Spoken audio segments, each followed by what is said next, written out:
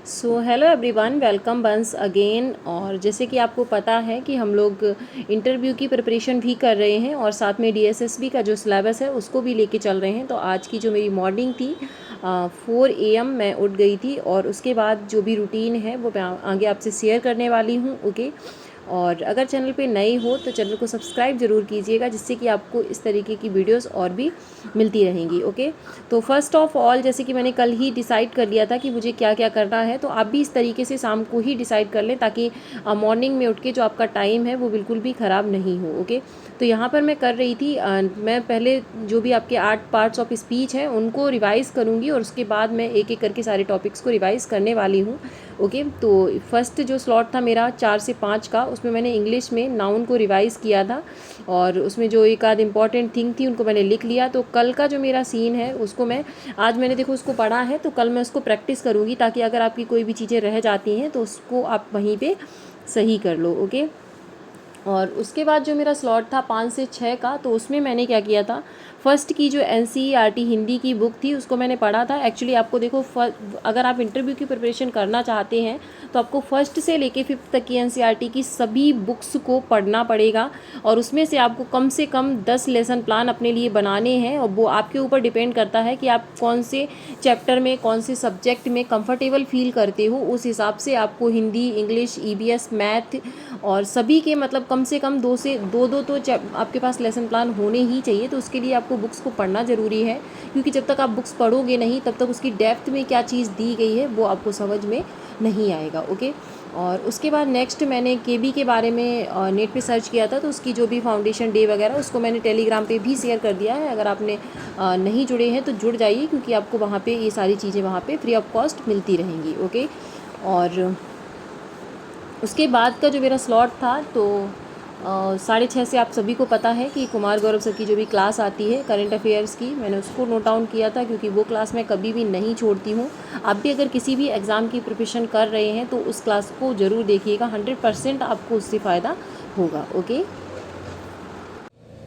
So hello everyone, and जैसे कि आज का ये ब्लॉग है और आप शायद देख पा रहे होंगे 11:15 का टाइम हो चुका है और आरब के पेपर चल रहे हैं इस टाइम पे। तो मैं 11:30 पे उसे लेना होता है, तो मैं जा रही हूँ और फाइनली मैंने जो 11:30 तक टारगेट किया था वो मेरा कंप्लीट हो चुका है।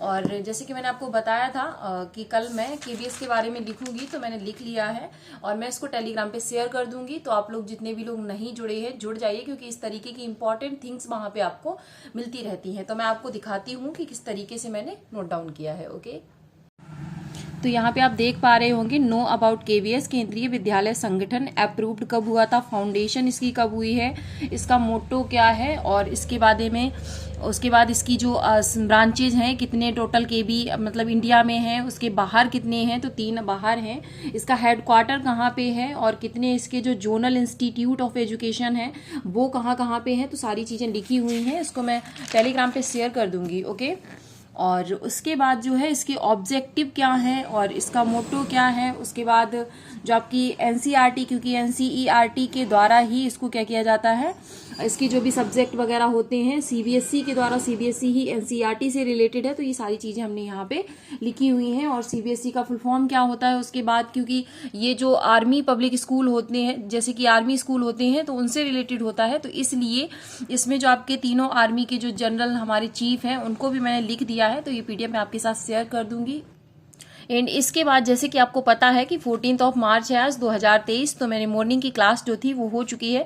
बहुत से बच्चे मुझसे पूछ रहे थे कि मैम आप जो करंट अफेयर्स की क्लास लेती हो वो कहाँ से लेती हो, तो मैंने आपको बहुत बार बताया है कि आप यूट्यूब पे डालिएगा कि गौरव सर उत्कर्ष क्लासेस, और मतलब इतना फेमस क्लास है कि वो आराम से आपको मिल जाएगी। ओके, अदरवाइज जो भी मुझसे पूछता है तो मैं कमेंट्स में उसका जो लिंक होता है वो भी मैं उसको दे देती हूँ। ओके, तो आज का जैसे था एमपीएक्स समुद्री साझेदारी अभ्यास वगैरह कब हुआ, उसके बाद नाइट फ्रैंक वेल्थ रिपोर्ट आई थी, उसमें जो इंडिया वगैरह है इसमें मुंबई हमारा फर्स्ट था, यानी कि सबसे महंगा शहर कौन सा है और सबसे महंगी प्रॉपर्टी कहाँ पे है, इस तरीके से।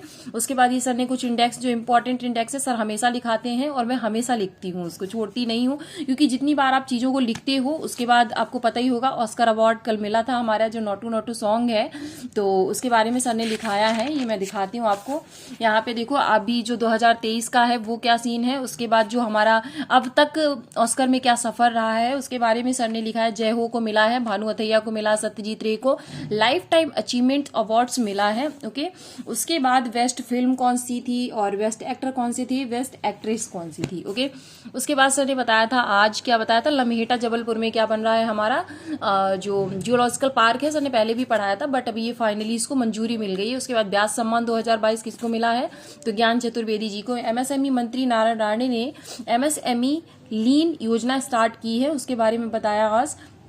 बोट फेस्ट 2023 बेंगलुरु में चुनाव आयोग के द्वारा बोटों की जागरूकता चलाने के लिए वो किया गया था। ओके, उसके बाद 38 नेशनल गेम्स जो हैं 2024 में उत्तराखंड में घोषणा हो चुकी है इसकी, और 36 जो आपके हुए थे गुजरात में हुए थे, 37 जो आपके हुए थे गोवा में हुए थे। ओके, तो आप भी इस तरीके से अपने नोट्स प्रिपेयर कीजिएगा, क्योंकि ये बाद में आपको बहुत फायदा देते हो, और जो चीज़ आप लिख लेते हो उसको आप फिर कभी भी भूलते नहीं हो। ओके, तो ये 11:30 तक का सफ़र था, उसके बाद मैं जो भी रिकॉर्ड करूँगी उसको आपको बाद में मिलने वाला है। ओके, सो 11:20 हो चुका है और अब मैं निकलने वाली हूँ। मैं अरब को लेके आऊँगी, लगभग आधा घंटा लग जाता है मुझे उसे लाने में। उसके बाद होमवर्क वगैरह तो अभी नहीं है क्योंकि पेपर चल रहे हैं, बट नेक्स्ट पेपर की प्रिपरेशन करानी होती है थोड़ी बहुत, और उसके बाद खाना वगैरह खिला पिला के देखती हूँ मैं जल्दी से जल्दी फ्री होने का मतलब कोशिश करती हूँ। सो फ्रेंड्स, जैसे कि आप देख पा रहे हैं कि 3 बज चुके थे, और एक्चुअली मैंने प्लान किया था कि मैं उसे 4 से 4:30 के बीच सुलाऊंगी, बट वो पहले ही सो गया था, तो इस चक्कर में। और इसके बीच में जो टाइम मिला, मैंने एक वीडियो शूट किया है टाइम मैनेजमेंट को लेकर। अगर आपने अभी तक नहीं देखा है तो ज़रूर देखिएगा उसको, क्योंकि उससे आपको बहुत ज़्यादा हेल्प हो जाएगी, ताकि आप भी अपने टाइम को अच्छे से मैनेज कर सकें। तो ये सो गया है, और अब 3 से 4:30 तक मेरा 1.5 घंटे का जो स्लॉट है वो मैं मैथ को दूंगी। ओके, और उसके बाद जो भी मैथ से इम्पॉर्टेंट थिंग है वो मैं आपके साथ शेयर करूंगी। तो ब्लॉग कैसा लगा कमेंट सेक्शन में ज़रूर बताइए। अगर आपको कुछ और भी एडिशनल चाहिए तो उसके बारे में भी आप कमेंट कर सकते हो। Thanks for watching. So friends, जैसे कि मेरा प्लान था आज का, तो मैंने 2 से 4 में मैथ्स को पढ़ा था। तो सबसे फर्स्ट ऑफ ऑल मैंने आपसे भी बोला है कि अगर आप किसी भी एग्ज़ाम की प्रिपरेशन करना स्टार्ट कर रहे हो तो सबसे पहले आप सिलेबस को बहुत ही अच्छे से देख लो उसको, ताकि बाद में आपको कोई भी कन्फ्यूजन वहाँ पे नहीं हो। ओके, तो सबसे पहले मैंने क्या किया था, मैंने इसके जो भी इम्पोर्टेंट जो वहाँ पे सिलेबस में दिया है मैंने उसको नोट डाउन कर लिया, ताकि जब भी आप पढ़ने चलो तो आपकी एक नज़र पड़ जाए, और आप उन चीज़ों को आपके माइंड में रखना चाहिए कि कौन कौन से टॉपिक्स जो हैं आपके लिए इंपॉर्टेंट हैं, ताकि आप कोई भी अननेसेसरी थिंग्स को ना पढ़ें। ओके, तो फर्स्ट है इसमें देखो सिंप्लीफिकेशन, उसके बाद है डेसिमल्स, उसके बाद डाटा इंटरप्रिटेशन है, फ्रैक्शंस है आपका, और एलसीएम एंड एचसीएफ भी आपको करना पड़ेगा, जो कि नंबर सिस्टम में अभी हमने किया भी है।